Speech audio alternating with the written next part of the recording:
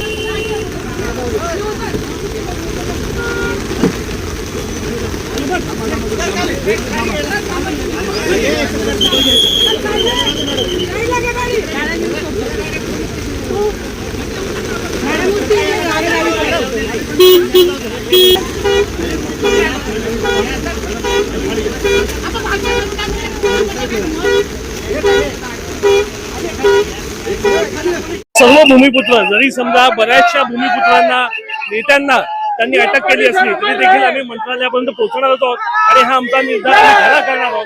लोकनेते दिबा पाटील साहेबांचा नाव जोपर्यंत आंतरराष्ट्रीय विमानतळाला दिलं जात नाही तोपर्यंत आम्ही थांबणार नाही. आमचा निर्धार पूर्ण करणार आहोत. चला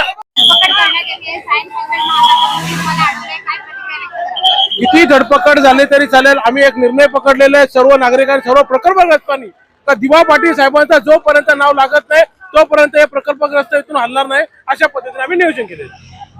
छत्रपती शिवाजी आम्ही नवी मुंबई आंतरराष्ट्रीय विमानतळाला लोकनेते दिबा पाटील साहेबांचं नाव लागावं यासाठी तमाम हजारो भूमिपुत्र रस्त्यावरती उतरलेले आहेत.